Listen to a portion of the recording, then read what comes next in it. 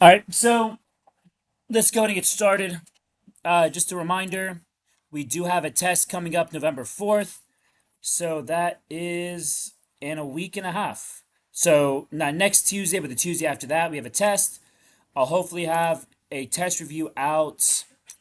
Hopefully early next week, so you can get started on it pretty early, and a video going over it as well. It's like last time. The reviews will be pretty similar to the test. Concept wise, anyway, it won't be one to one, but at the very least, all the concepts covered on the test review will be concepts seen on the test. So if you understand everything on the test review, you will do good on the test. Um, yeah, just make sure you guys study for the test. Any questions about that? All right. So we're gonna get started. We're gonna pick off where we left off at 3 point. I believe it's 3.2. Yeah, we'll finish up 3.2.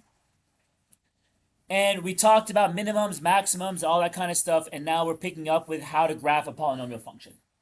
So you remember last time we talked about the properties of functions, depending on if it's even or odd, like the leading term, if its exponent was even or odd, and if it was positive or negative, it'll tell you its end behaviors, kind of where do you start, where do you end. Y'all remember that, the chart I made? And then we also had the concept of minimums and maximums, and also the bouncing or the straight through stuff. Y'all remember that as well? We're gonna put that all together to now graph, to be able to graph a polynomial function. Okay? So these are the steps. So go ahead and copy these. There's three of these. There is kind of a lot, but copy them. And then when we go through a problem, we can put it all together so you can kind of see how it's kind of done.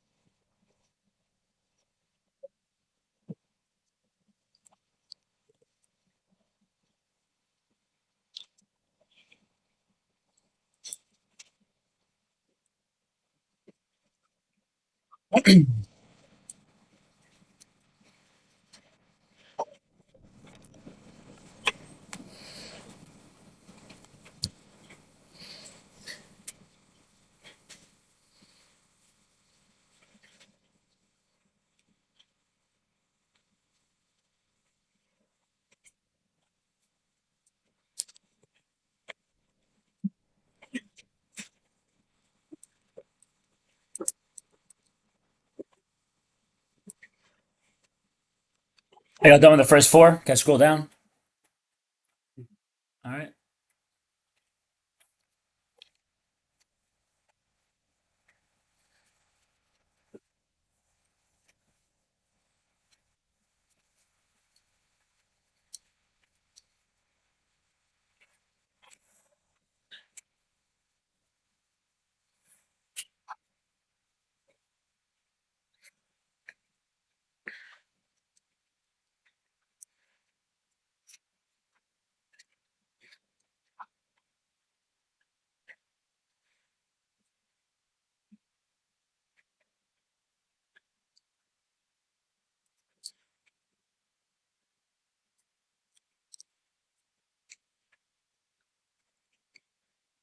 So we're just copying these rules, and then I'll kind of show you how to do it uh, with an actual problem.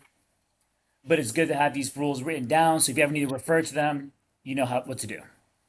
And of course, it's gonna be the video lesson, so you guys watch me do it again.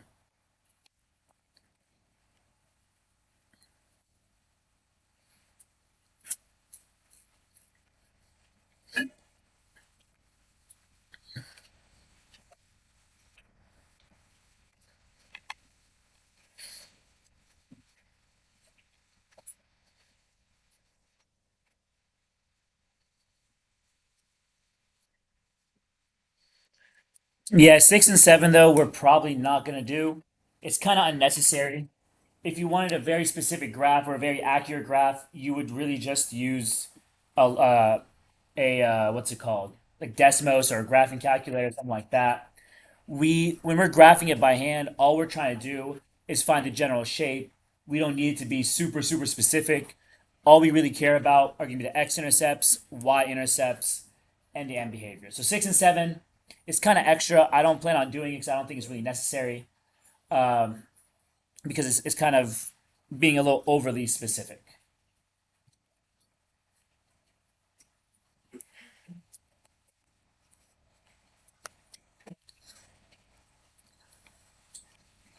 But it was in the notes, so I thought I'll show it to you.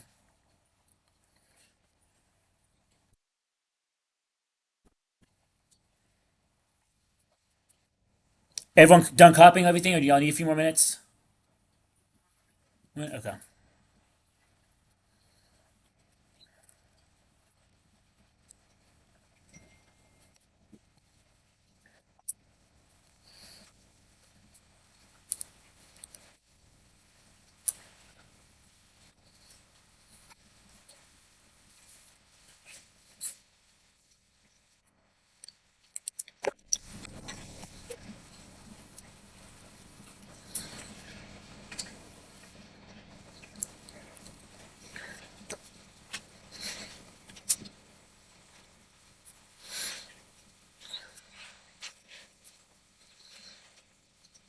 Good.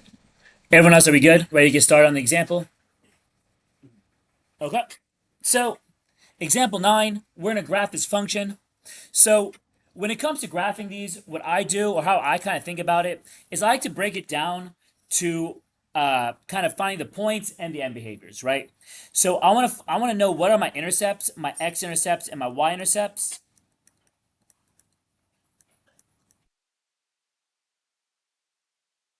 So I'm going to start with the x-intercepts. And because this is already factored out, it's pretty easy to get. So x plus 1, that tells me, well, I have an x-intercept at negative 1, 0, and its multiplicity is 1. You remember multiplicities? This is pretty much just how many times does it happen. X plus 1 is raised to a power of 1, so its multiplicity is 1, or it's odd, and that's what's important. Then you have x minus 3 squared. Well, that tells me I have an x-intercept at 3, 0 with a multiplicity of 2, because its exponent is 2, but the important thing is that it's even. I don't really care for the number. I just care, well, is this multiplicity even or odd? Is this power even or odd? Everyone with me? All right. And now for my y-intercepts. Remember, y-intercepts, they happen when x equals 0. So what I'm going to do is I'm going to plug in 0 for x and see what I get. So f of 0 will be negative of 0 plus 1 times 0 minus 3 squared, or negative times 1 times negative 3 squared. Well, that's negative 1. Negative 3 squared is a positive 9. So 9 times negative 1 is just negative 9. And this is a terrible graph. I don't know what they're giving me. But it looks like it's going by fives. So my y-intercept is 0, negative 9. And we're going to go ahead and graph everything as best as we can. This graph is terrible. But we have a y-intercept of 0, negative 9. Once you have your x and y intercepts, we're going to graph those. So 0, negative 9 will be about right here, we'll say. And honestly, all right, yeah, 0, negative 9. And then I have x-intercepts at negative 1, 0, and 3, 0. Okay, so negative 1, 0 will be right here. 3, 0 is right there. The y's are going by 5s. The x's are going by 1s.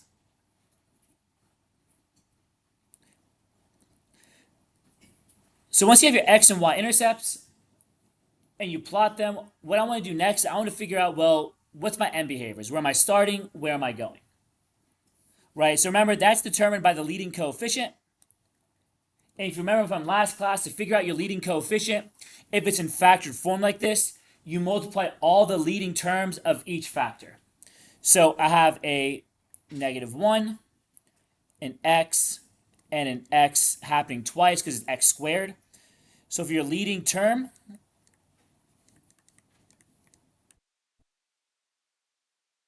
I'm going to multiply all those leading kind of like mini terms in each factor. Add that -1 and the negative in the very front. And then I have an x and that x plus 1. And then I have another x and that x minus 3. But it happens twice, so it's actually an x squared or an x times an x. Everyone with me? Any questions or anything? Are we good, guys?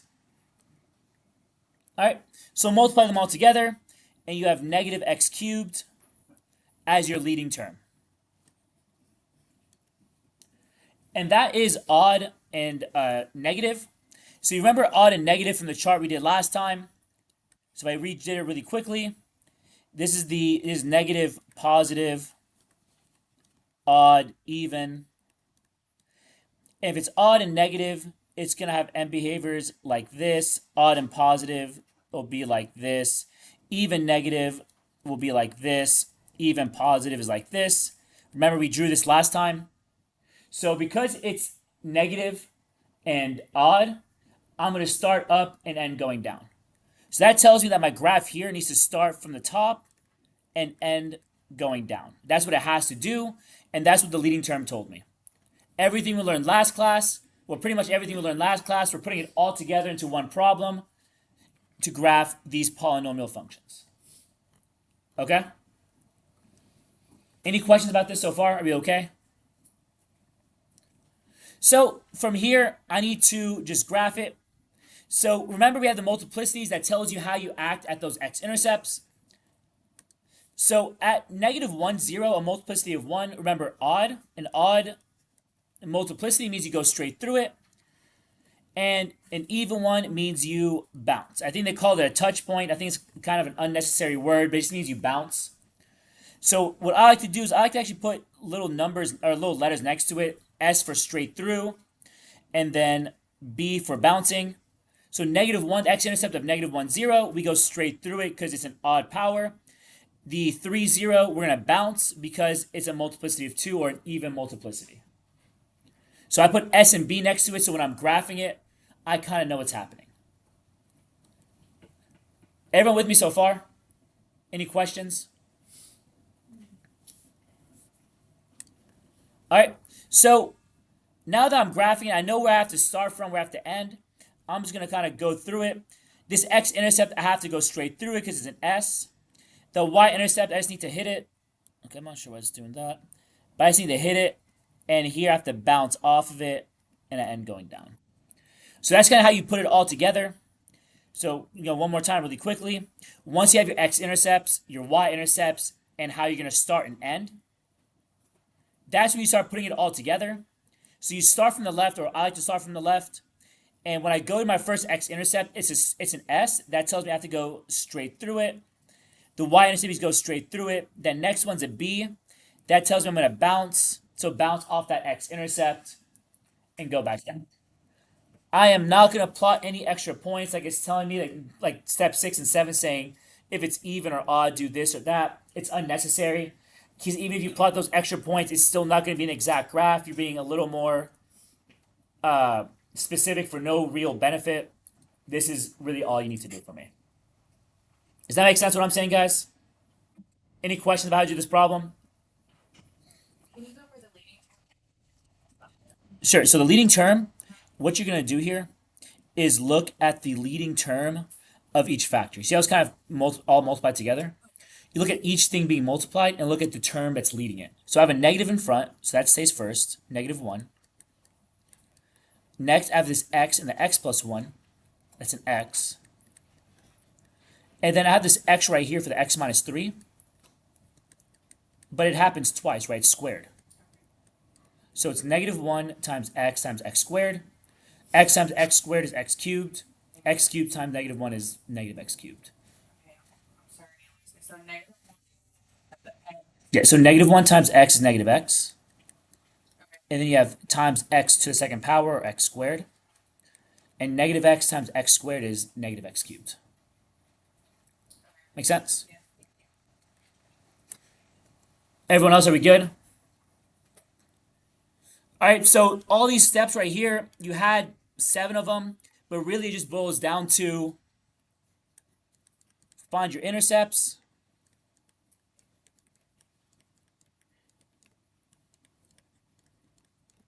That's x and y intercepts. And then find your end behaviors.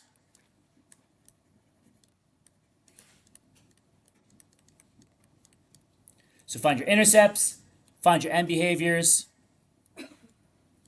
and then graph by multiplicities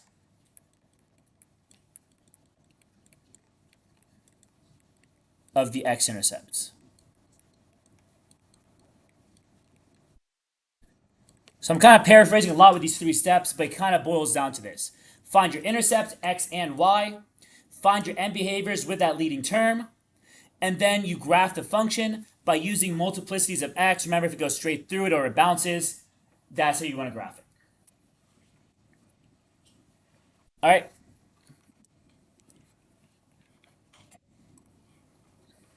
So let's do another one.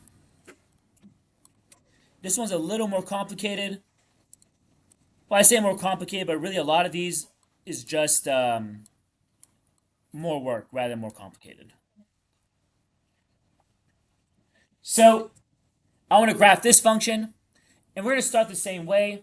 I want to figure out my intercepts first. So first I'm going to see, well, what are my x-intercepts? It's already factored for me. So that's kind of the easiest one to get, the x-intercepts, because it's already factored for me. I have all these parentheses for me. So x minus 1 squared, that's telling me I have an x-intercept of 1, 0 with a multiplicity of 2.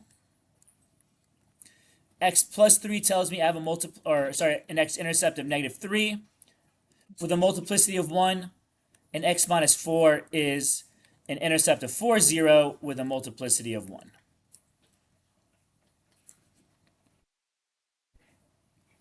Everyone with me?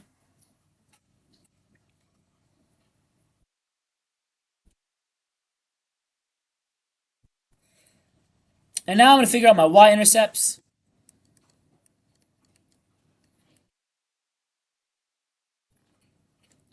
Remember, y-intercepts happen when x equals 0.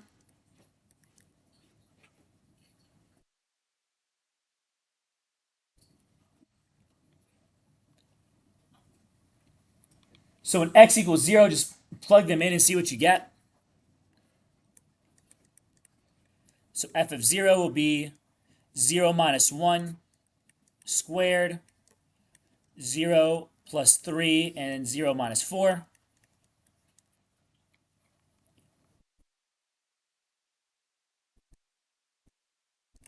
Zero minus 1 is just negative 1 squared. 0 plus 3 is 3. 0 minus 4 is negative 4. Negative 1 squared is just 1. 3 times negative 4 is negative 12. Or just negative 12. Right, negative 1 squared is 1. 3 times negative 4 is negative 12. 1 times negative 12 is negative 12.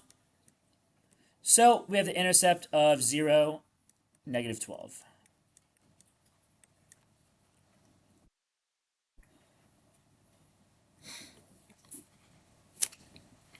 Are we fine with how we got the x and y intercepts? Any questions about that? All right. So 0, 12, let's just go by 10. So 0, 12 would be like right there. I don't know why they're going like this with this weird graph. But 0, negative 12 would be about right there because it's going by 10s. And my x-intercepts, I have an x-intercept at 1, 0, at negative 3, 0, and at 4, 0. And I'm going to go ahead and label how I'm going to go through them. At 1, 0, it's a multiplicity of 2. I'm going to bounce off of it. Negative 3, 0, and 4, 0, I'm going to go straight through them. So I like to put little marks next to it just so I know what's going to happen there, so I don't have to keep looking back and forth between my work and the graph when I'm graphing it. It's kind of all in front of me on the graph. Okay? And then I need to know my leading term.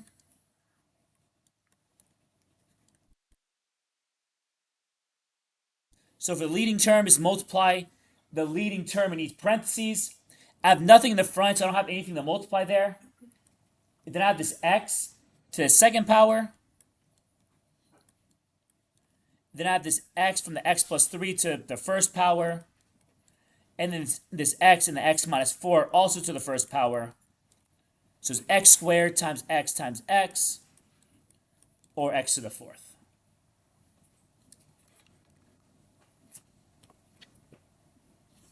Make sense, guys? So my leading term is x to the fourth. And because it's positive and even, right? The leading term is positive. It's a positive x to the fourth. And the power of 4 is even. That means if you look at your chart, you're going to start up and end going up. So I have to start going up. And at the very end, I should be going up as well.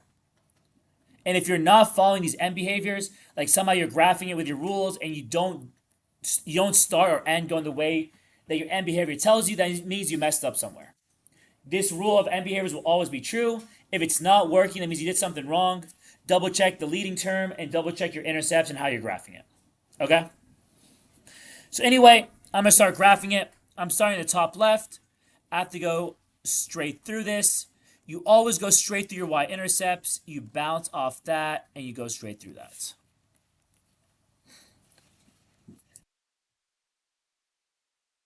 Make sense, guys?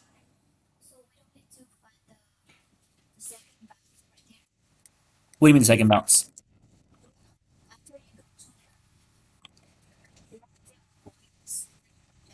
So the 1, 0.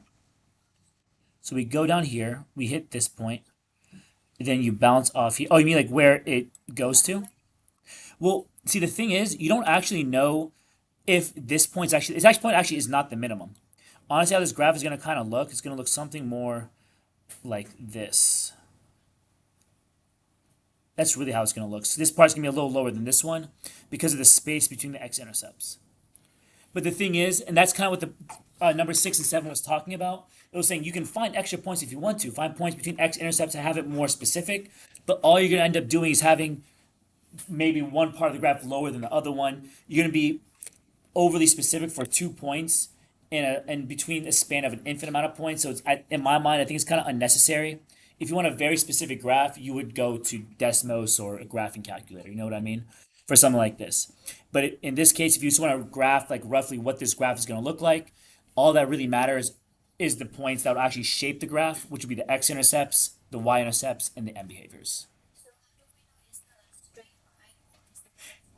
So what do you mean by straight and curve?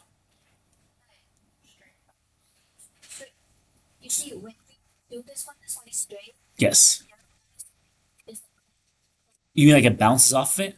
So you know by the power of the exponent. So you see at 1, 0, it's a power of 2, a multiplicity of 2, right? Right? So it bounces off of it. At 1, 0, we bounce because its power was 2 or its multiplicity is 2. And then at -3 and 4, they're both raised to a power of 1, or their multiplicities are 1. So that means you go straight through it.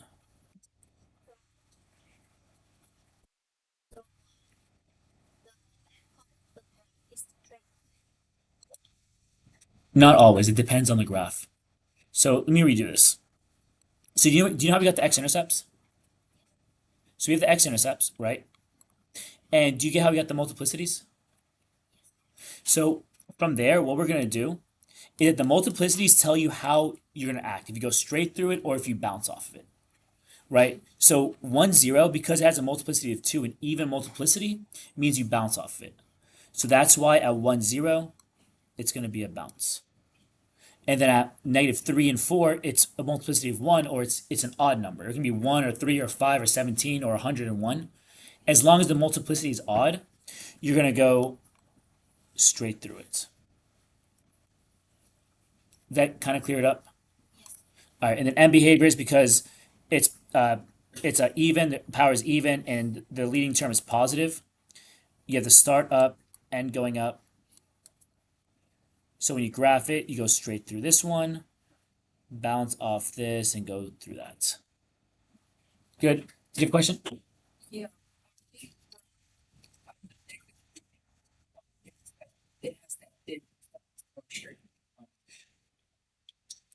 The real answer is that I just kind of know. I mean, me personally, I know how it's going to look like, so I'm drawing it how it should look. For you guys, if you drew it like this, you just kind of went like this. Is that what you're talking about? Why it's not like this? The thing is, if you drew it like this on a test or quiz, if I give it to you, I would take it because I'm not expecting you like that's what number 6 and 7 those steps was telling you was saying, oh, have extra points between them so you can be a more specific graph. It's like you can do that, but all these graphs you're gonna be doing, even with those extra points, is just kind of approximations of what it's going to kind of look like. So I think being extra specific over a kind of sort of what it looked like is kind of unnecessary. So if you drew this for me, I'll be fine with it. But for me, I just kind of know. So I've been doing this for way too long. So I wouldn't take points off. That's what you're asking. All right. Sorry, it's gonna bug me if I don't fix it. All right, we good, guys? Any questions, comments, concerns? All right, and that's the last part of 3.2. We're going on to 3.3. So 3.3 isn't super long, but it can be a little overwhelming at first. I think it's pretty straight. It has a decent amount of steps and it can look kind of complicated at first, but it's not too bad just because all it is doing the same steps every single time. So as long as you know the steps and you know how to do it, it won't be that bad. All right. So these are the concepts. Remember, this is what I'm going to be testing you on when it comes to the test in a week and a half. Divide polynomials using long division, divide them with synthetic division, and apply the remainder and factor theorems, which is really just ways of doing 1 and 2.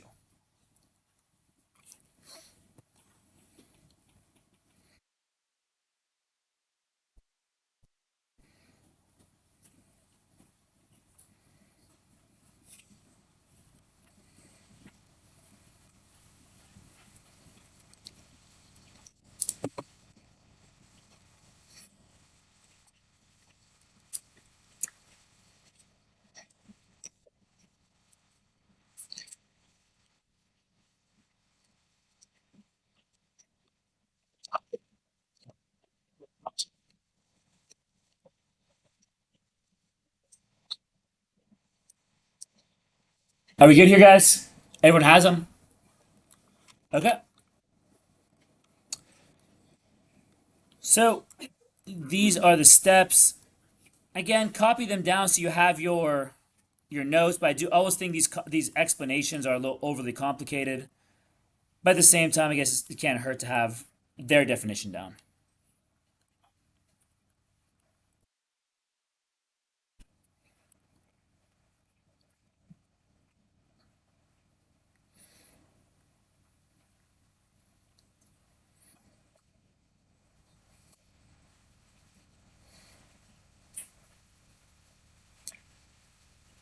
Yeah, this is really way overcomplicated what's going to happen.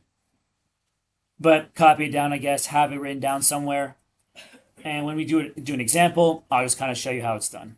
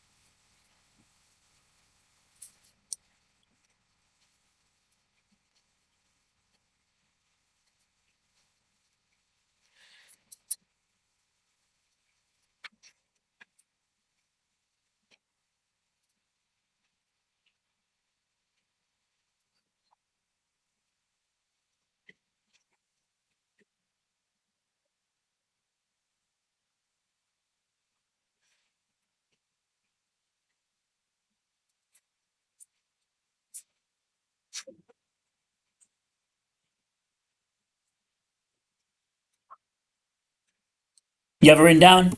You still copying it? Okay.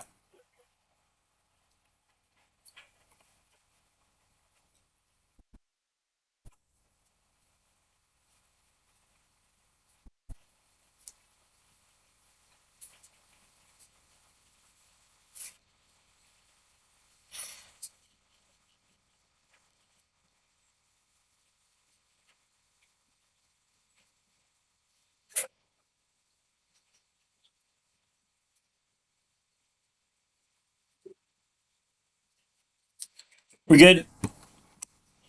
Yes, good. Everyone else, are we okay? Ready to keep going?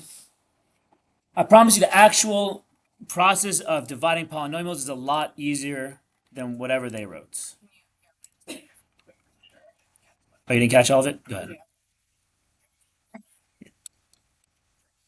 Okay. Good? Okay. So, example 1. Use long division to divide these.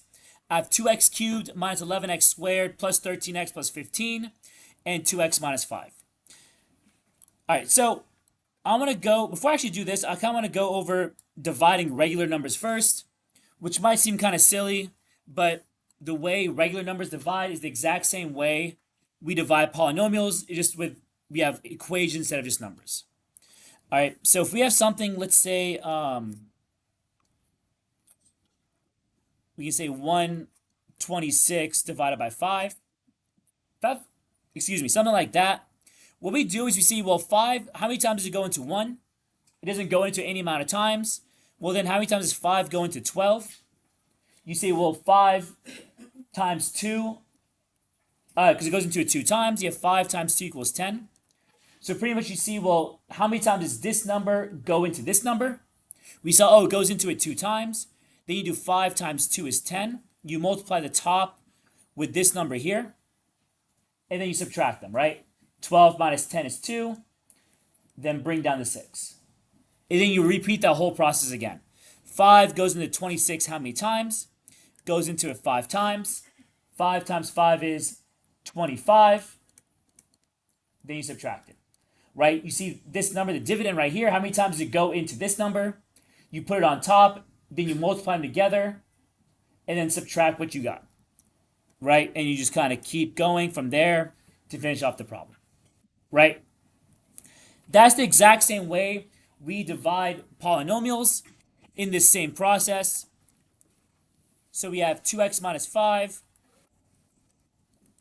That is dividing 2x cubed minus 11x squared plus 13x plus 15. Okay? Sorry? Why is it dividing? Because we're using long division to divide these. So it's this. They're not very clear what it should be, but this is what they're trying to say. This divided by that. It's not clear about the text, it'll be clear. All right. And there are a couple things you need to be sure of to make sure you keep your life as easy as possible and also keep everything organized. Make sure, first, that your exponents are all in order from greatest to least. So you have 2x minus 5, power of 1, then the constant by itself. Underneath it, you have a power of 3, then 2, then 1, then nothing. Right? So you want to make sure everything's in order. If it's not in order, it's not going to be nice. It's not going to work out. So make sure it's in order, okay? Make sense? And then also, if you're ever missing an exponent, let's say we had 2x cubed, then 13x, always put it in as 0x squared. If you're missing an exponent, like you're missing a power, it goes from like 3 to 1, always put in a 0. And when we go over an example like that, I'll show you what I mean. But you want to put in zeros to make sure everything stays in line and you don't mess up, okay? Those are like the 2 things you need to worry about. The placeholder zeros we'll talk about when it comes up. Go ahead. Just a quick question. Up on the where it's giving you the information. Yes. So copy down. Yes. So it's that formula is divide by Rx. Oh, the one up here? Yeah. All this is saying I is thought it was a plus Rx here in the so it is a that's plus divided. RX. No, this is a plus RX. What all this is really saying here, if I was to give you an example, no, I'm gonna give you a simple example, it's fine.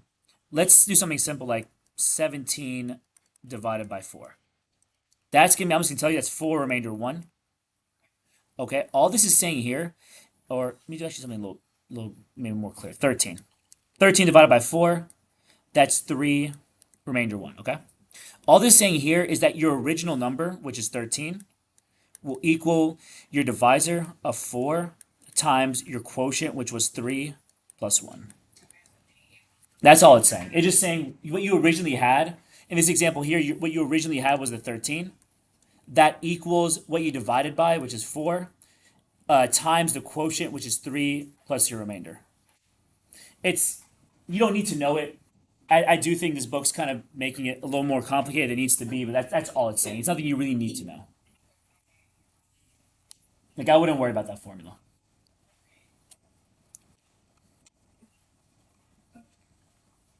We're good? Okay.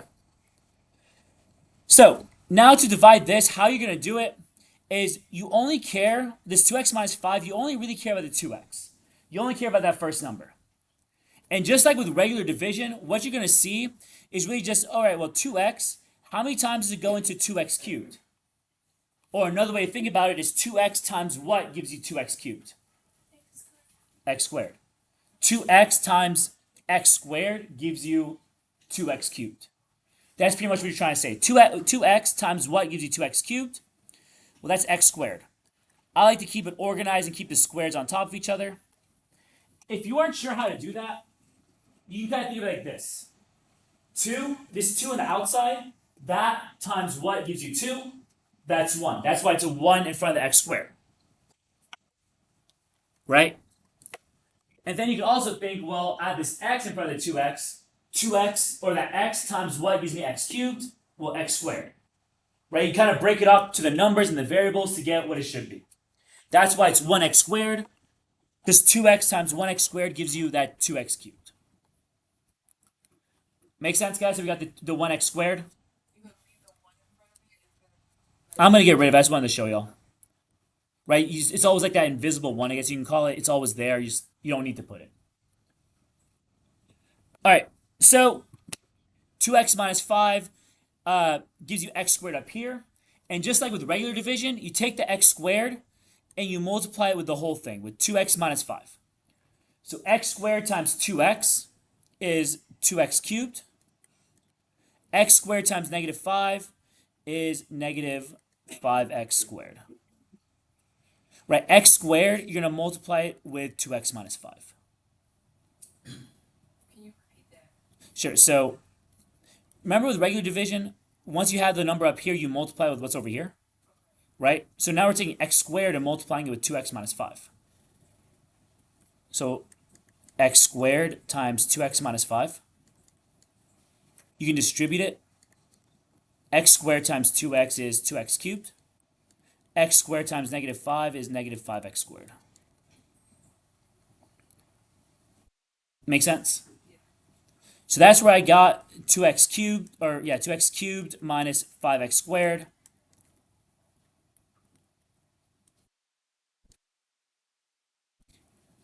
And then just like with regular division, we're now going to subtract it.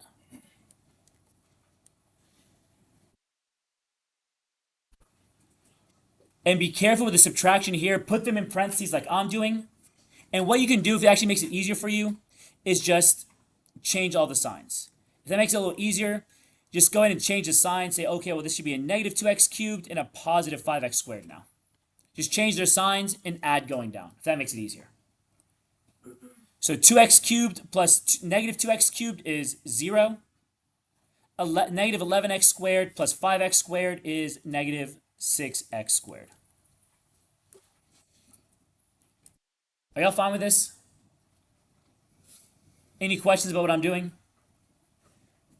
I think it's less confusing if you don't have the minus sign. Well, it should be there. It needs to be there. Yes. Because 2 is positive. Which 2? This one? Yeah.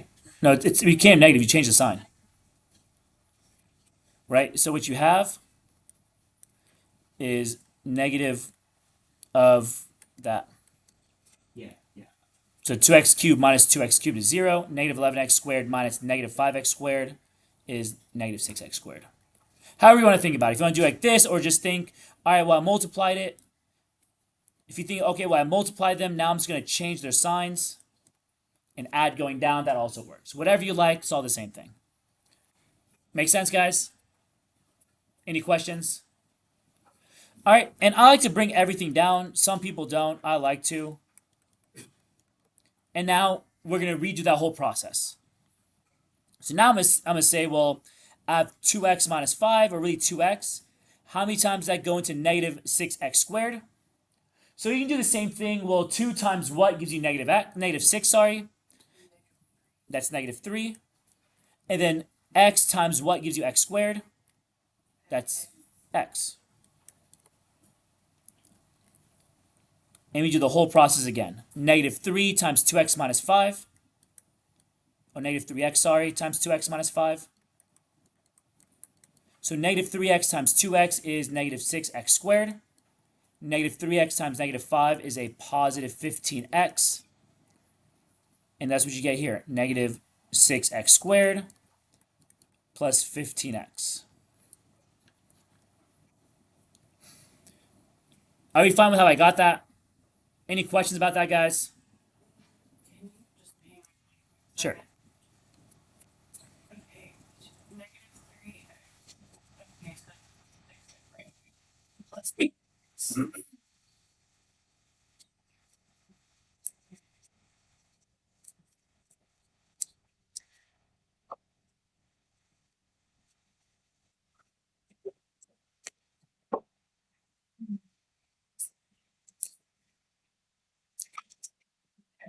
We good? Any questions, guys? Are we okay? And now from this step, you subtract them, or if you want, you can just change their signs. So this negative 6x squared becomes a positive. This 15x becomes a negative. Whichever way you want to think about it, it doesn't matter. Either subtract them or just change their signs. It's the same thing. And then add going down in this case. Negative 6x squared plus 6x squared is 0. 13x minus 15x is negative 2x. And bring down the 15. Oh, 15. You okay? Any questions? How'd you get? So this 15 right here, or this 15x. So when we got the negative 3x, remember you have to multiply what you got up here with what's over here, right? So negative 3x times 2x is negative 6x squared. Negative 3x times negative 5 is positive 15x, but you change the sign to subtract. Any other questions up to here, guys? We're good? All right, and now we're going to do the same thing again. Well, 2x goes into negative 2x how many times? Or 2x times what gives you negative 2x? That's just a negative 1. So negative 1 times 2x minus 5 is negative 2x plus 5. Right, negative 1 times 2x is negative 2x.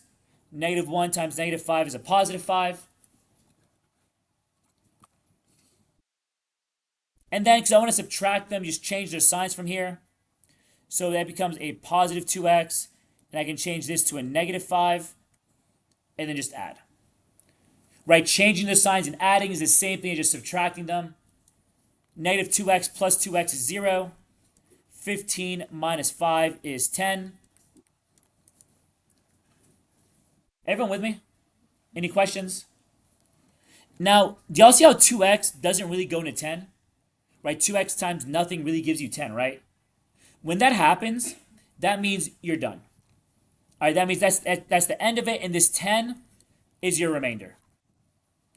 So your answer is what you got on top, that x squared minus 3x minus 1.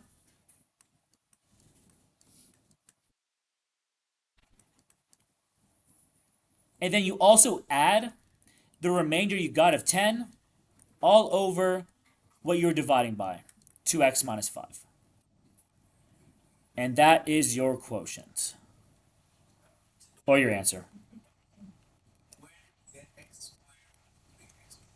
So x squared minus 3x minus 1 is what's up here. Your quotient. Sorry? Because I had to see, well, 2x minus 5 times what gives you negative, or 2x times what gives you negative 2x? That's a negative 1. So this last step right here,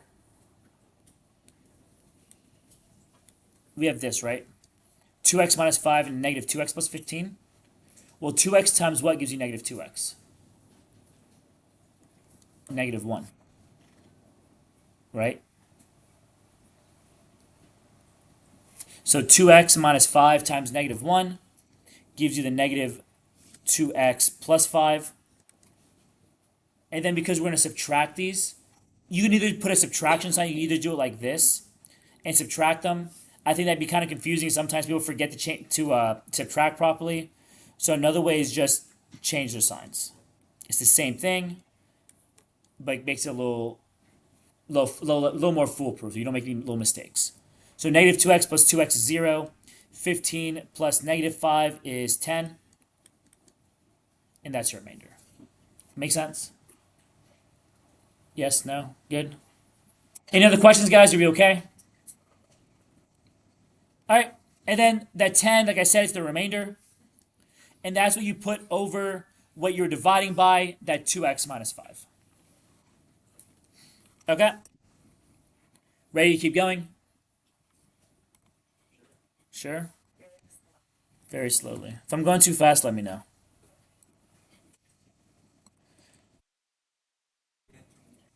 I'm sorry? Oh, this one?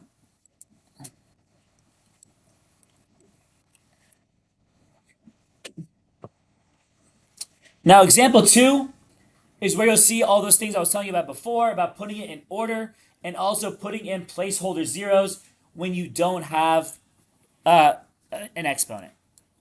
Are y'all done with example 1? Can I keep going? You copy the answer? All right. So, I have negative 33 plus 12x plus x to the 5th minus 3x to the 4th.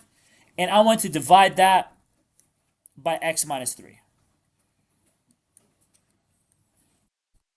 All right.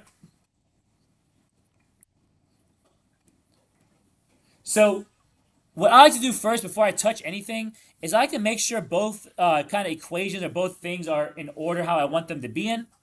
So the x minus 3 is okay. It's in order from greatest to least power. But this first one, the negative 33 plus 12x plus x to the 5th minus 3x to the 4th, isn't. So I'm gonna work with that one to put it in order from highest exponent to lowest. So first I have x to the 5th. Then the negative 3x to the 4th should go second, sorry. Then plus 12x minus 33. So what I'm doing is I'm reorganizing it from highest exponent to lowest exponent. Are we fine with that? Okay. And then the next step after that is that anytime I'm missing an exponent, I'm going to put in a 0. What that means is that I start with x to the 5th, so that goes first. After 5 should go a power of 4, and I have that, so that's okay. But after a power of 4 should be a power of 3. I don't have a power of 3, so what I'm going to do is put a 0x cubed. Right, 0x cubed is just 0, it doesn't do anything. But the reason I'm doing that is to kind of keep everything organized. When it comes to dividing polynomials or kind of complex stuff like this, it's very helpful to have everything organized in order. So when it's in order and it's organized, it makes it a lot easier to work with. It makes it so you have less of a chance of making a mistake. And then after that, 0x cubed should be a x squared. Again, I don't have an x squared, so I'm going to put a placeholder of 0. Again, to keep everything organized to make sure I don't make any mistakes. And then 12x minus 33.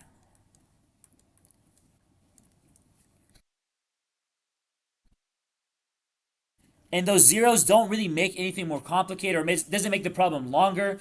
It just keeps it organized. And all that divided by x minus 3. So a lot of times in math, it's worth it to spend an extra minute or two just kind of fixing everything, getting it to look nice before you work with it to make sure your life when working it's a lot easier. And this is one of those cases. Spend an extra minute just organizing it, putting your placeholders, so when you finally decide to divide, everything's in order, and it's very nice to work with. Well, I say nice, but these aren't very fun problems.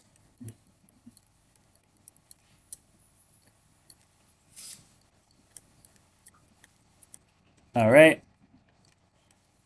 And now we're going to do the same thing we did before. I have an x, and I want to see, well, x, how many times I go into x to the 5th? Or another way to think about it, x times what gives you x to the 5th? And that's just going to be x to the 4th. right? X times x to the fourth is x to the fifth. Then you take x to the fourth and multiply with x minus 3. So x to the fourth times x is just x to the fifth. X to the fourth times negative 3 is negative 3x to the fourth.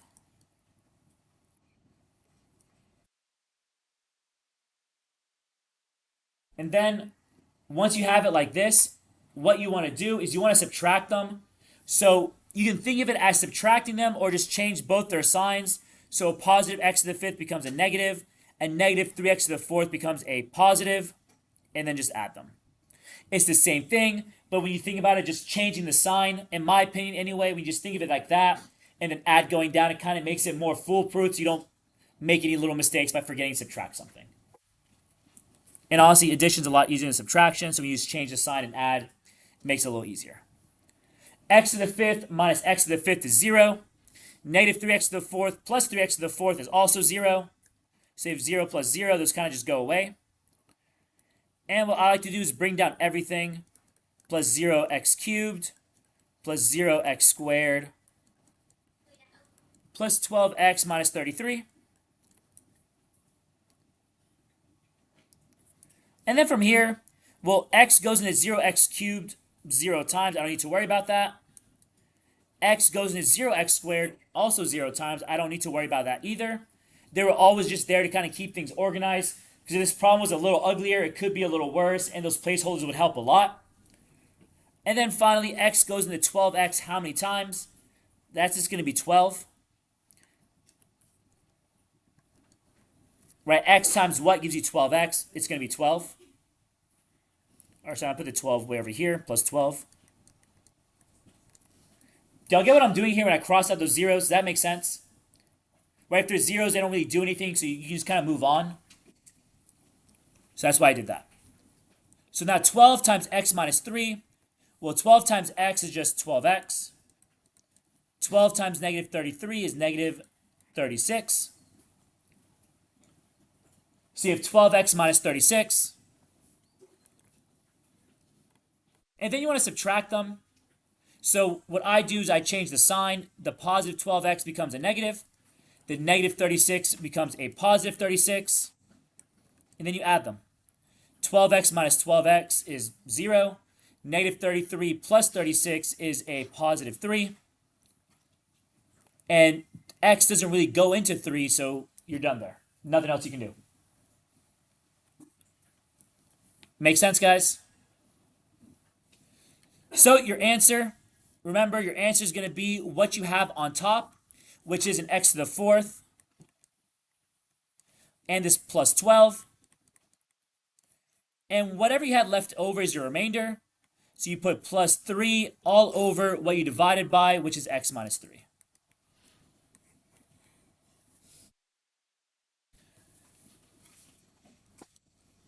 And that's your answer.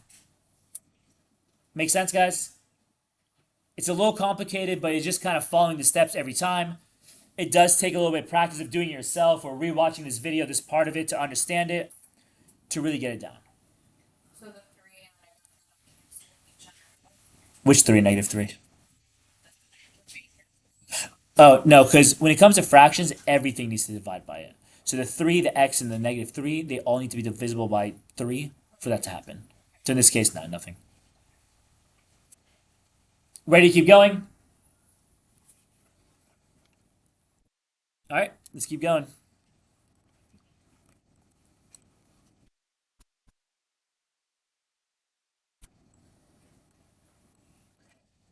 So this is the same exact problem we just had. There's nothing special about it. They're just writing it a different way.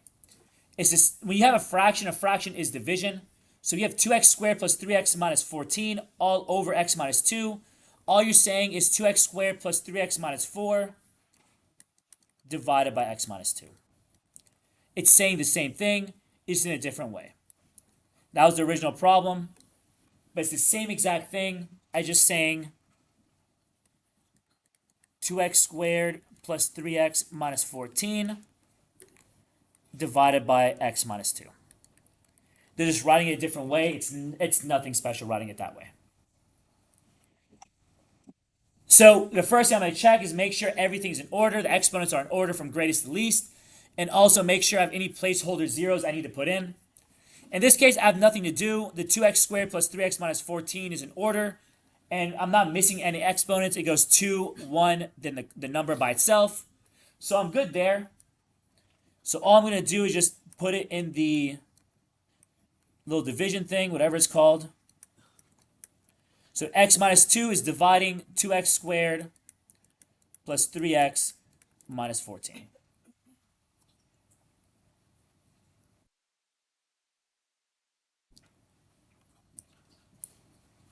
Everyone with me up to here? All right, and then the same process as before. X goes into 2x squared how many times? Or x times what gives you 2x squared? Well, x is part of it, and then the 2x, right? So x times 2x gives you the 2x squared.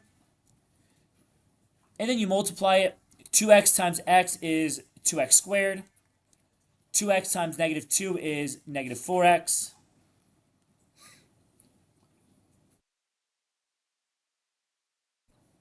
And then you want to subtract them. So remember, subtraction, you just change the signs. So 2x squared becomes a negative. Negative 4x becomes a positive.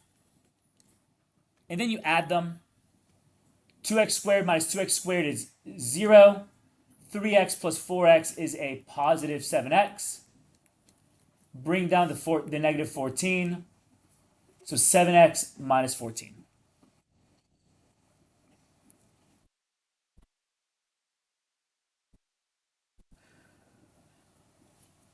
And now we're going to restart the process again. Well, x goes into 7x how many times? Or x times what gives you 7x? 7. So 7 times x is 7x. 7 times negative 2 is negative 14. And you want to subtract them, or you just change their signs. So 7x becomes a negative 7x. Negative 14 becomes a positive 14. Right, multiply them and change their signs, and then just add. It's the same thing as subtracting them, just makes it a little easier. And in this case, you get just 0 plus 0, right? Or just 0. When that happens, what that means is that x minus 2 is a factor of 2x squared plus 3x minus 14.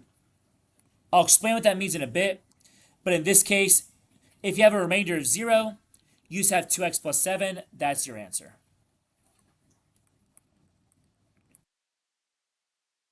2x plus 7 is your answer. That's all you have. Because the remainder is 0. Make sense? Sorry? Should I start with that one? Yeah, sometimes I don't get what they do. They start with the hardest one, they just got easier and easier. All right, and when you have a remainder of 0, what that means is that it's a factor of it. If you think about regular numbers, let's say 8 divided by 4. When you divide 8 by 4, you have 2 with a remainder of 0, right? That's because 4 is a factor of 8. And it's the same thing with polynomials. If you divide something by a factor, what that means is that the number you're dividing with is, or the polynomial you're dividing with is a factor of the original. If you were to factor 2x squared plus 3x minus 14, you'd see that it factors to x minus 2 times 2x plus 7. That's just kind of important. I wanted to point that out. Are you ready to keep going? Any questions about anything? All right, let's keep going. So now we have synthetic division, which sounds complicated, but it's actually a lot easier than long division. Yep, I didn't even bother putting their whole example because it was nonsense. All right. So synthetic division. Ignore all this. Just listen to me. I don't like this. If you're dividing something, so you have x cubed minus 13x squared plus 46x minus 49, and that is being divided by x minus 8. If what you're dividing by is something like this in this form, x minus some number, it has to be like that, not 2x minus something or 3x minus something. It has to be x minus some number or x plus some number. That's okay too. As long as it's like that x minus 8 or x minus some number, you can do synthetic division. Okay? So what you do with synthetic division is you take this number right there and you put it in a corner like that.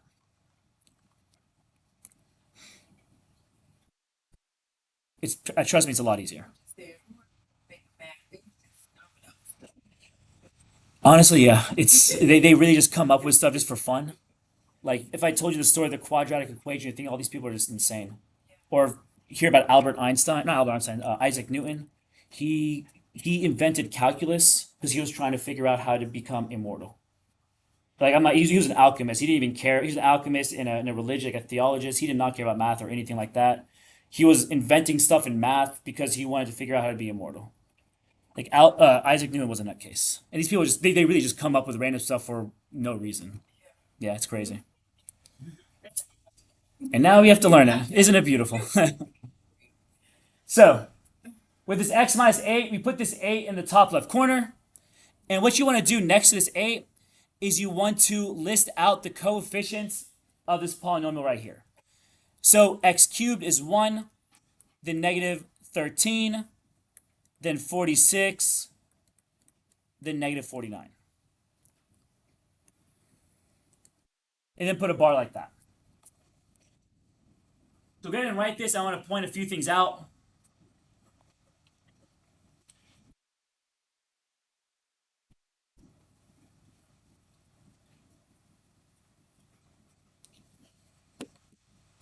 You have this written down? So a few things here. First, this x cubed minus 13x squared plus 46x minus 49. This needs to be in order from greatest exponent to least exponent. So in this case, it is. You have the 3, the 2, the 1, to the number. So in this case, it needs to be in that order. And also, with the placeholder zeros, with the long division, it was just a recommendation, like a strong recommendation to do that. With synthetic division, it needs to be there. If you don't put the placeholder zeros like we did before, you will get it wrong with synthetic division. So those two things that were kind of recommendations with long division are necessary for synthetic. Okay? So from here, what you're going to do, this first number, bring it down to a 1. So just bring down the first number always. Then you multiply it with the top number up here. So multiply it with 8. So 8 times 1 is 8. Then you add going down. Negative 13 plus 8 is negative 5. And then to go back up, you multiply with that top 8 again. And just add going down, multiply with the top left corner to go back up. Add going down, multiply with the top left corner to go back up. Does that make sense what I'm saying? Yes, no? Okay. Sorry? You hear it, but you understand it. Okay, that's what matters. So 8 times negative 5 is negative 40. Add going down is 6. You multiply to go back up. 8 times 46 is 48. Add going down is negative 1.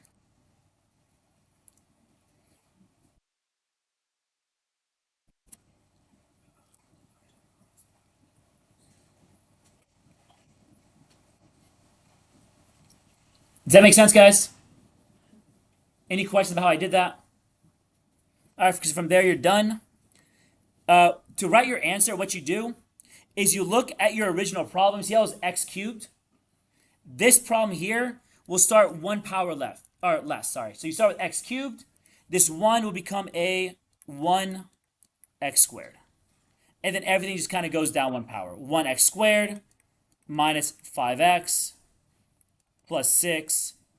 And the last number is always the remainder. So plus negative 1 over x minus 8. So these numbers are coefficients. It starts with a power of 1 less than what you started with. So start with a power of 3. You start with a power of 2. 1x squared minus 5x plus 6 plus the remainder over what you divided with, which was x minus 8. Yes? You could have done this. Yeah. All of them, I think. Yeah, this one and this one only, actually, not the first one. Yeah, you could have used synthetic division. You would have finished the problem a lot faster. But that's what they gave me. Does that make sense though, guys? All right, let's keep going.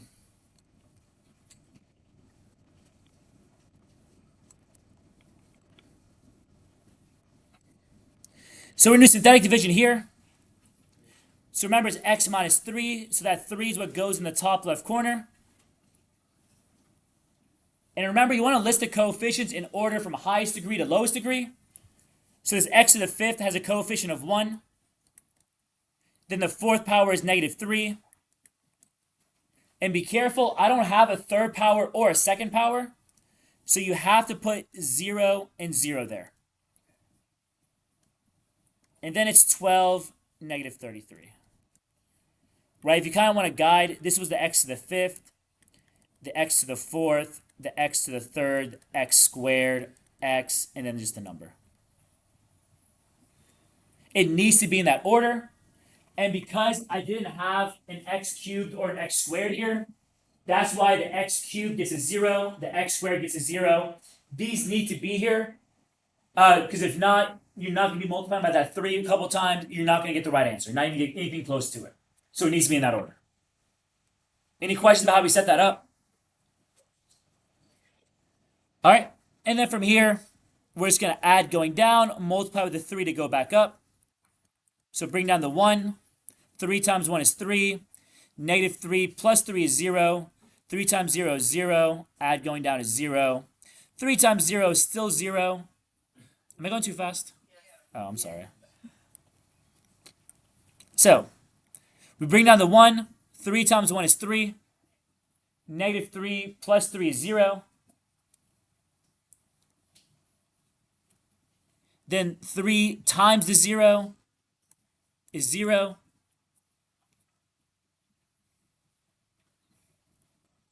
Add going down. 0 plus 0 is 0. Multiply with 3 to go back up. 3 times 0 is still 0. Then add going down to get 0. Then 3 times 0 is still 0. Add going down is 12. Is it the same problem we did before with long division? Yeah? Seemed like it.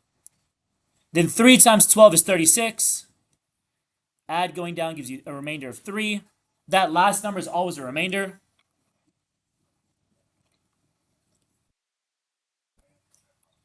And you get the same answer, right? 1 power left. This is 1 power less. So we start with an x to the fifth. So this 1 is going to be an x to the fourth.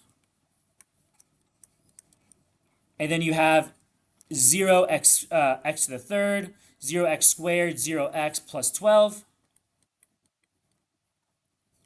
And then plus the 3 over the x minus 3.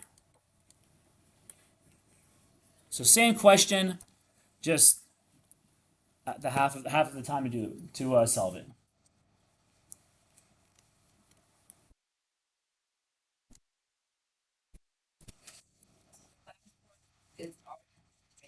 Yes. And it kind of just goes in order. So like if this was x to the fourth, then this will be x to the third, x squared, x, nothing, remainder.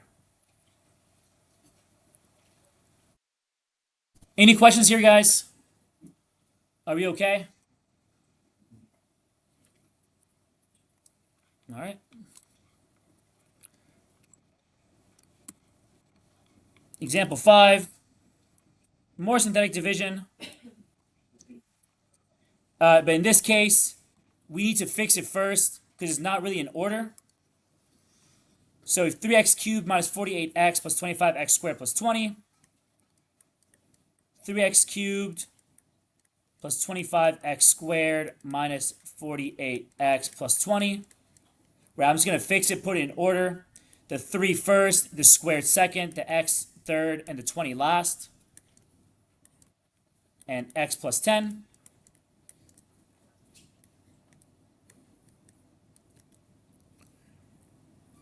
So it's an x plus 10. That means what goes in the top left corner is a negative 10. It's always going to be the opposite sign. So it's kind of like saying x minus negative 10. So that's why it's going to be a negative 10 up top. You're just kind of changing the sign. Your coefficients will be 3, 25, negative 48, and 20.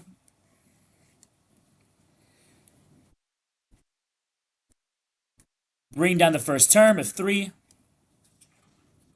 Negative 10 times 3 is negative 30. Right, multiply to go back up. If you add going down, you get negative 5. Multiply to go back up to give you 50.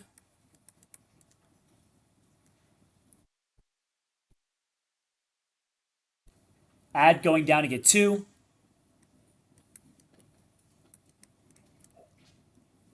Multiply to go back up to get negative 20. And add going down to get 0 for a remainder. Make sense, guys? Yes.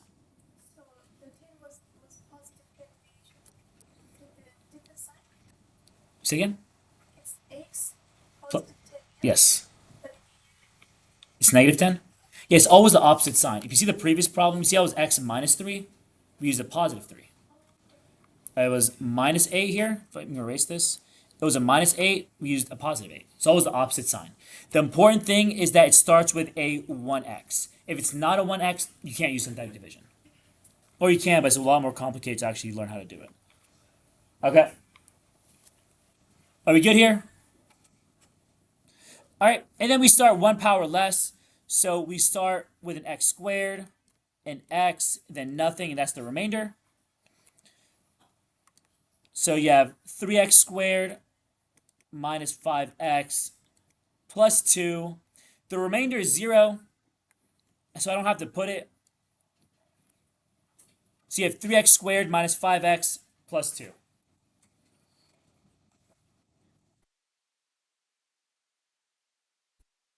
Make sense, guys?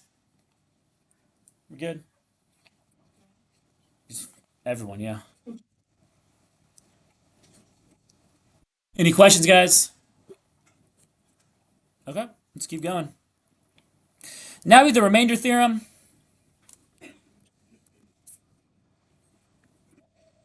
I mean, write it if you want to. It's really... The remainder theorem is not very hard, but they're going to make it sound a lot more complicated than it actually is. So write it so at least you have it, and then I'll explain it. And then we'll do a couple problems.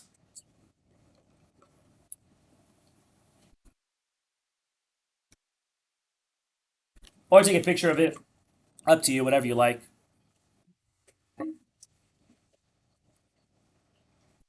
Is that the book has like the very mathematical, formal definition. But I'm just going to explain it to you kind of like regular terms, what it really means, and how to use it.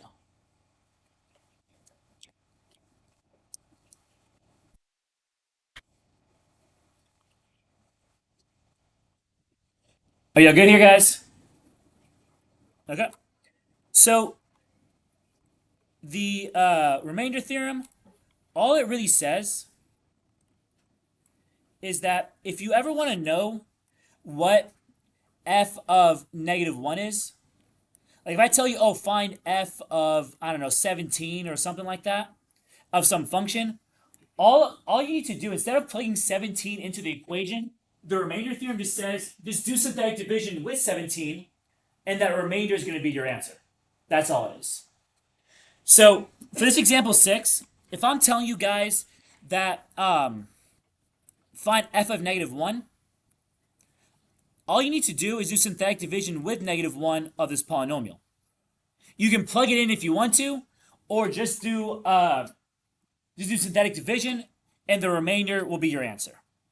So you have coefficients of 5 for the 7. I don't have a 6, that's a 0. Negative 3 for 5. Right, let me kind of put them in order. We need x to the 7, x to the 6, x to the 5, x to the 4, x to the 3, x squared, x, then nothing. Right, I need all those exponents, all those powers, and I want the coefficients of all of those, right? I'm just kind of putting them because there's a lot of powers. So x to the 7th, its coefficient is 5. X to the 6th, I don't have that, it's a 0. X to the 5th has a coefficient of negative 3. X to the fourth, I don't have that, that's 0. X to the third, I don't have that, it's 0. X squared is 2. I don't have an X, that's 0. And then if I have nothing, it's negative 1. Yeah, get what I'm doing here? So the next one is the last. The last thing. But remember, you need to put in your placeholders. So I kind of labeled them off on the top, this red part is just kind of labeling the powers, the coefficients of the powers I need. The x to the 7th, x to the 6th, x to the 5th, x to the 4th, x to the 3rd, x squared, x, then the nothing. Like when it has no exponent. So why is this one still negative instead of change? Because the remainder theorem is different. It just says whatever f of c is, divide it with that c. That's all it is. So we're not changing the sign. I didn't say x minus 1. I said f of negative 1. So the remainder theorem, you just kind of copy them. All right. Any other questions, guys? Are you okay? All right. Then just do the synthetic division. Bring down the 5. Multiply by negative 1 to go back up. Add going down gives you negative 5. Multiply by negative 1 to go back up. Add going down gives you 2. Multiply by negative 1 to get negative 2. Add going down gives you negative 2. Multiply to go back up. Add going down.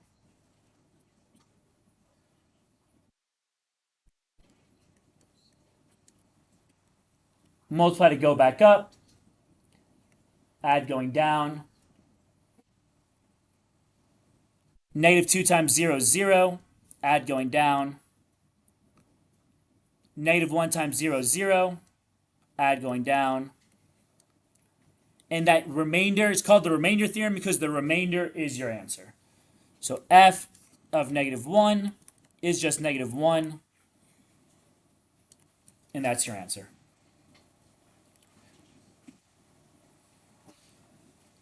The answer is going to be that remainder. Does that make sense what I'm saying, guys? Make sense how to do it?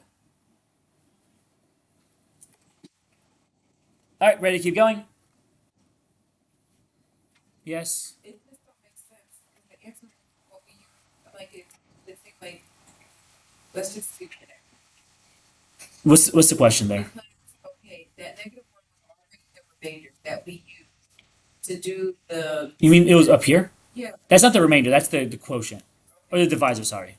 Okay. So it's just a coincidence of the same. It's a coincidence. Okay. Yep. They do stuff like that on purpose. Sometimes, yeah, it's annoying. But in this case, it's a coincidence. Okay. Yeah, we're not doing that one. Or that one. No, we're not doing either of those. I'm gonna make something up. Let's do my example 7.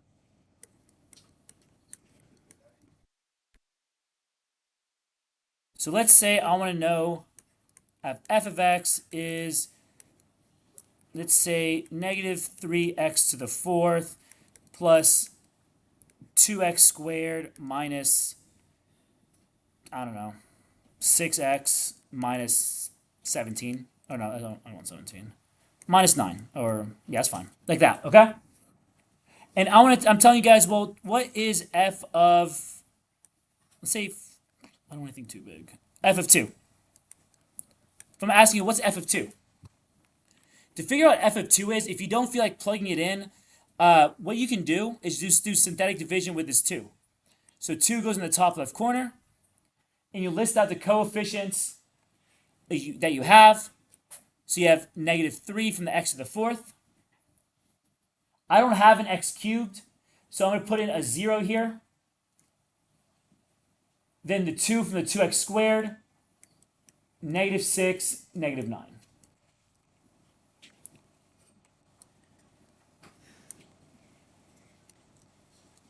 All right.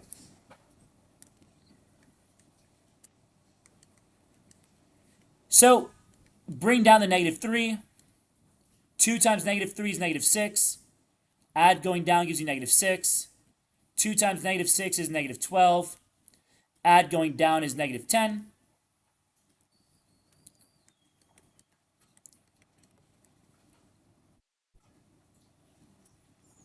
Any questions up to here? Are we okay?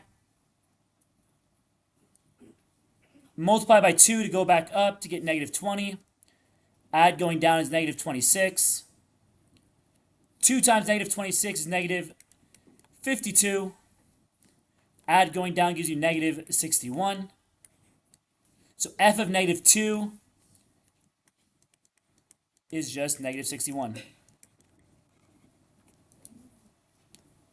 And that is what the remainder theorem says. So the answer's on. Yes. Yes.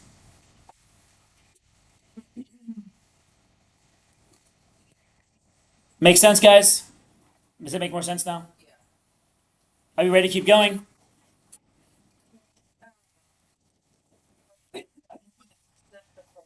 Example 6. So the answer.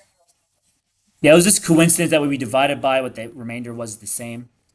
But they don't need to be. Like the example I did, it wasn't the same.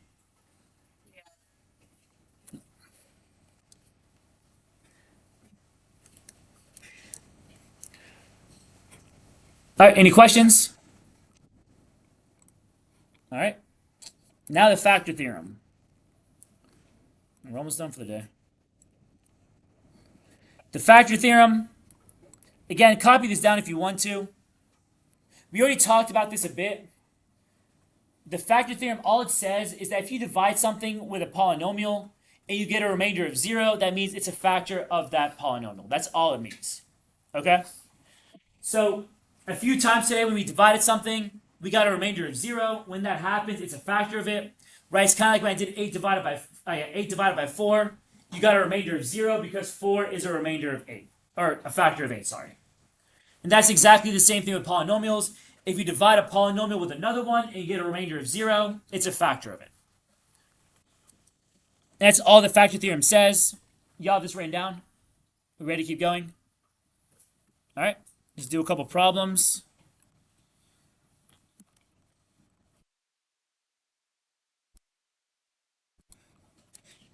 So I want to use the factor theorem to determine if x plus 4 is a factor of this polynomial. So you can use long division or synthetic division here because it's a 1x in the front. Because it's a 1x, I can use either one that I want. So I'm going to use synthetic division. And negative 4 goes in the top left corner. And you list out the coefficients that you have. 6, 11, negative 60, negative 32.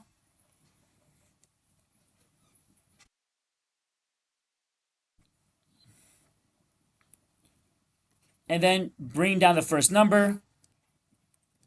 Multiply to go back up. Negative 4 times 6 is negative 28. Subtract going down. You get negative 17.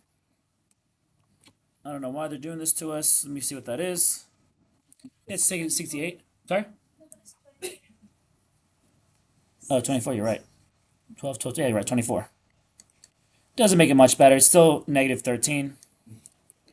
And that is 12, 52. Positive 52.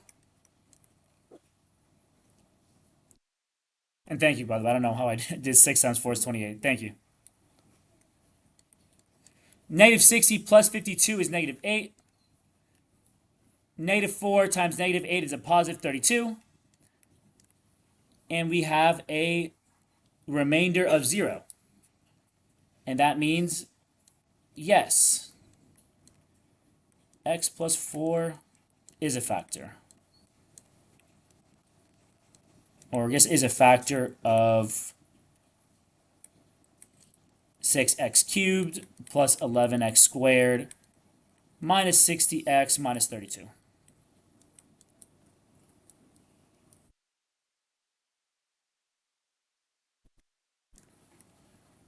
Does that make sense, guys? And that's all the factor theorem is saying. If you get a remainder of 0, it's a factor.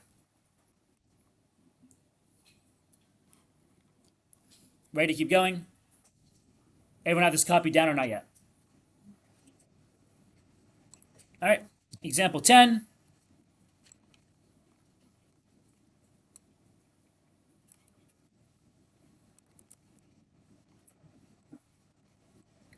So I want to see if x minus 6 is a factor of this. So again, because it's a 1x here, I can just use synthetic division. Or actually send me a factor now. I'm told this is a factor of it. Okay. So I have 6. We have 4. Negative 24. Negative 3. 18. Negative 1 and 6. Right, all the coefficients. 5, 4, 3, 2, 1, and 0. I have everything. I don't need placeholders, and it's already in order.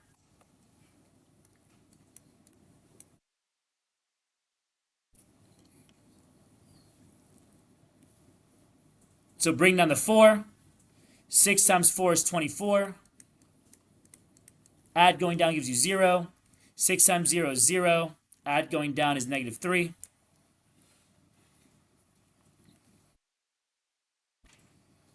6 times negative 3 is negative 18. Add going down is 0. Add going down, because 6 times 0 is 0. Negative 1 plus 0 is negative 1.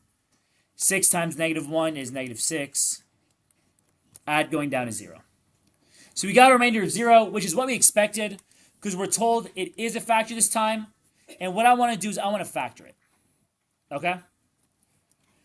So because x minus 6 is a factor, and what I got here was, remember, you start one power down, so we have 4x to the fifth. We start with 4x to the fourth now. So this becomes x to the fourth, x to the third, x squared, x, then nothing, and then the remainder. So you have 4x to the fourth minus 2x squared minus 1. So y'all see how we got that right there? Are we good there? So remember, these powers start one less than what we started with, right? We started with a power of 5. So this 4 is really a 4x to the fourth, 4x to the fourth. Then 0x to the third, minus 3x squared, 0x, then negative 1 with nothing. Make sense? So we have 4x to the fourth minus 12x minus 1. And before I do this next step, I just want to show y'all something. Remember before, if I said 8 divided by, let's say 2 is 4, right? Can't you rewrite this to say, well, this 2 times this 4 is the 8 I originally started with, right? Y'all see what I'm doing there? Whatever you originally had, the 8 divided by 2 gives you 4. Well, you can multiply what you got with what you divided by to get the original. I'm pointing this out because we want to factor this polynomial, and I can use that same property with these polynomials. This 4x to the fourth minus 12x minus 1, that's what I got. I'm going to multiply this with what I divided by, which was x minus 6. And that's the factored form of the original. Y'all get what I'm doing? Any questions? So is that the answer? They want us to factor it completely. So this is part of the factor. This 4x to the fourth minus 12x squared minus 1, it does factor. That's negative 3x squared. Sorry? The answer is negative. Did I put negative 2?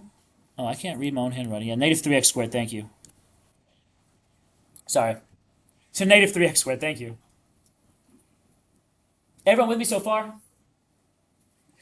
So, I have x minus 6 times 4x to the fourth minus 3x squared minus 1. And I want to see, well, does this factor? I don't know if y'all remember this from the first test, but we can do substitution here. For this one right here, I want to factor that.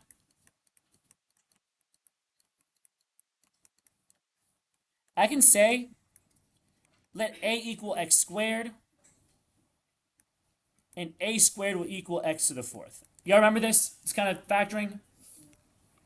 We kind of do like substitution, like u substitution, or the kind of factoring we did before. It was on the test.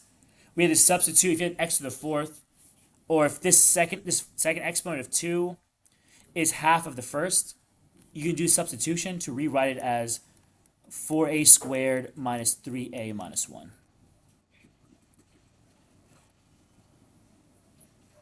Kind of makes sense or not really? No? What part? Just all of it? Couple problems ago. Oh. Anyone else, guys? Are we okay? Any questions? All right, so 4a squared minus 3a minus 1. I want to factor that. So 4 times negative 1 is negative 4. I want factors of negative 4 to add up to negative 3. That's negative 4 and 1.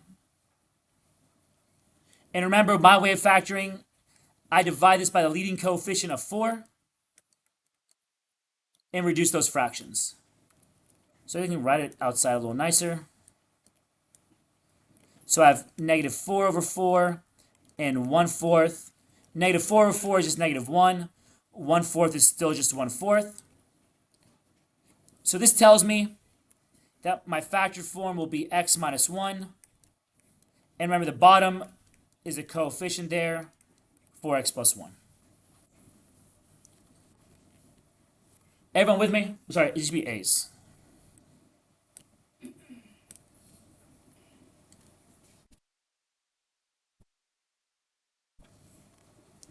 Are y'all with me or not really? For the most part. All right, so 4a squared minus 3a minus 1, it factors to a minus 1 times 4a plus 1. And what I need to do now is plug my x's back in.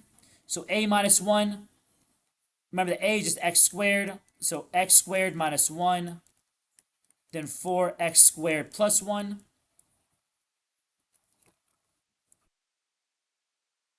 And that's what this factors to. 4x to the fourth minus 3x squared minus 1. That factors to x squared minus 1 times 4x squared plus 1. You can't forget about this x minus 6, so I have to bring that back down.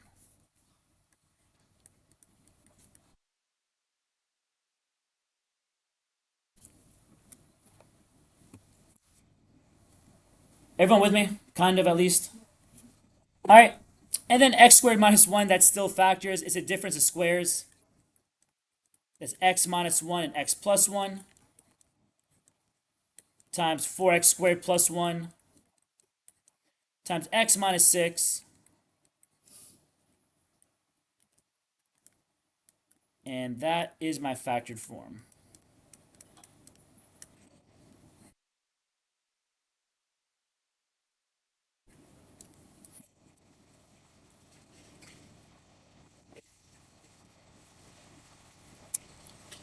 That doesn't factor out the 2x.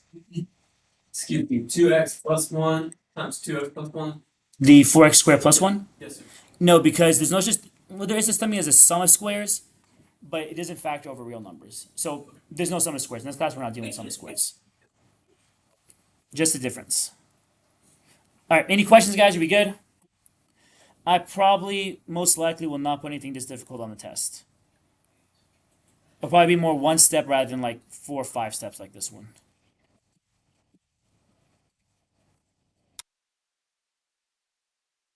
Ready to keep going? Yes.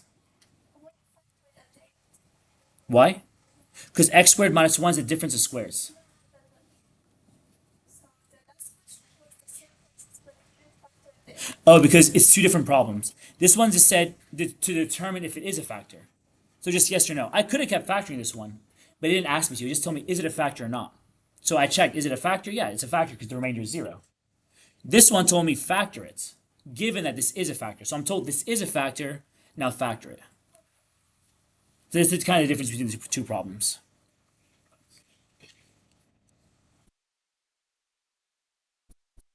Example 11. This one isn't too bad. So write a polynomial f of x of degree 3 that has the zeros 2 with multiplicity of 2 and negative 5. So if you have a 0 of 2, that means its factor comes from x minus 2, right? X minus 2 gives you a solution of 2. Y'all fine with that? And because its multiplicity is 2, it's raised to a power of 2. Negative 5 comes from a factor of x plus 5.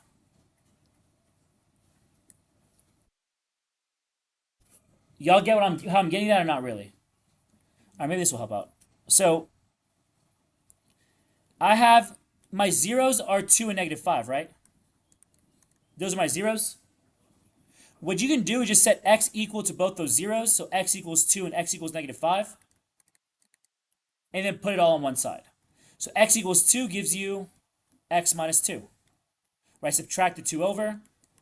X minus 2 equals 0. Add the 5 over. X plus 5 equals 0. Are y'all fine with that?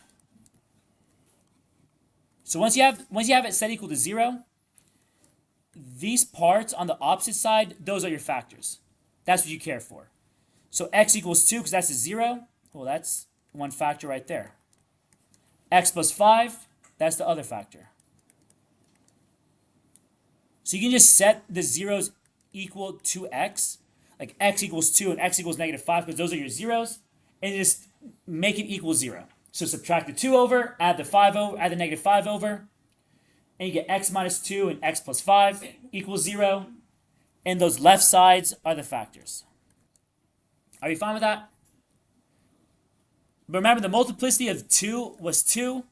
That just means it gets an exponent of 2. All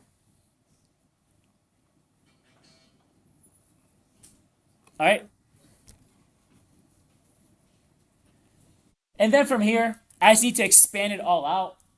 So x minus 2 squared. Remember, that's just x minus 2 times x minus 2.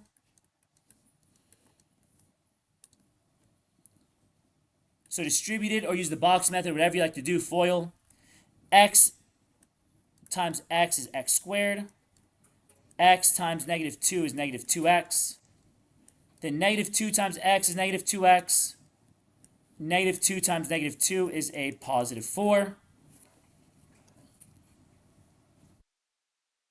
So x minus 2 squared is x squared minus 4x plus 4.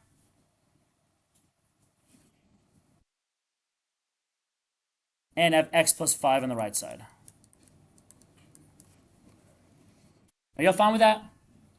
Any questions about how I got x squared minus 4x plus 4? Or anything about this problem so far? I feel like you have a question. But I feel like it's okay. You sure? Yeah. This problem? I mean, do you get how I got x minus 2 squared and x plus 5? Do you know what a 0 is? No. So, do you remember from the very beginning?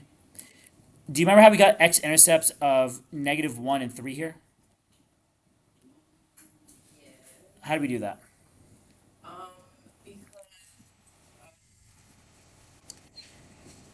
Because the x plus 1 is going to be, if to make x something, you have to Like this, right? yeah, so that's going to be negative 1 because it's plus 1.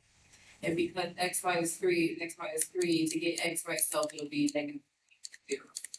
Like that, right? Yeah. We're doing the same exact thing, but the opposite way.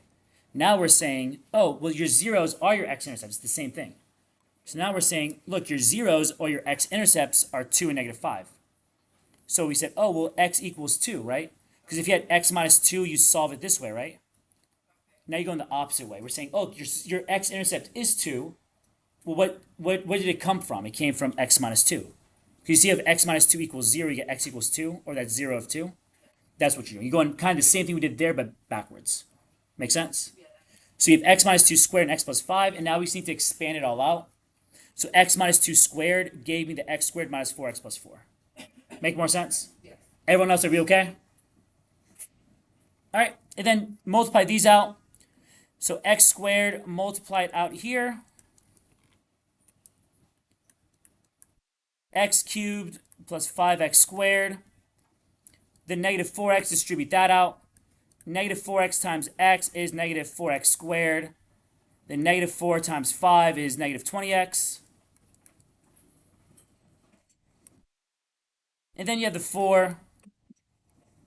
Distribute that out. 4x plus 20.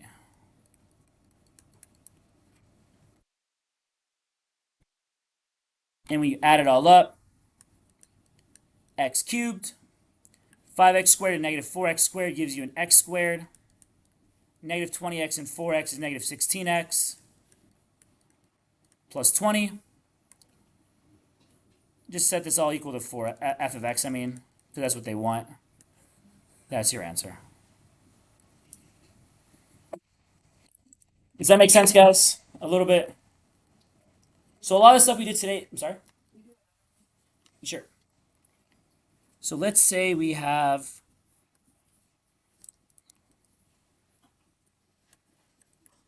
zeros. Is it ES or just S? Just S. So let's say we have zeros of 3. Oops. 3 with a multiplicity of 2 and negative 2, like that. Okay? So this 3, that tells me I have x minus 3 squared. Make sense? And then negative 2 tells me, well, I have x plus 2. Right? And then you want to distribute this out. So x minus 3 squared, you want to do x minus 3 times x minus 3.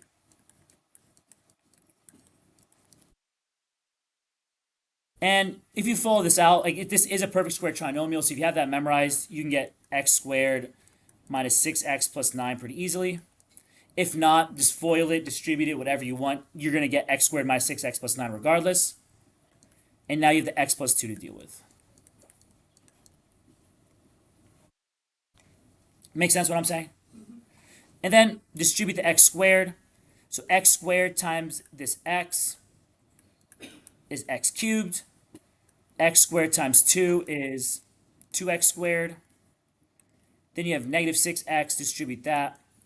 Negative 6x times x is negative 6x squared. Negative 6x times 2 is negative 12x. And then you have the 9.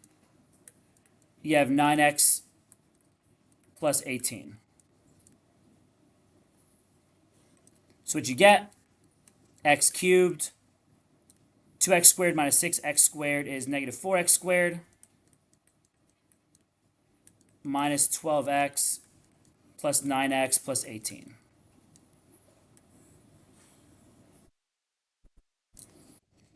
Make sense, guys? It's not minus 3x. Right? Can I not add? No. The Oh, yeah, you're right. Wow. I don't know what's wrong with me. I can't add, do simple math today. You're right. Negative 12x plus 9x is negative 3x plus 18.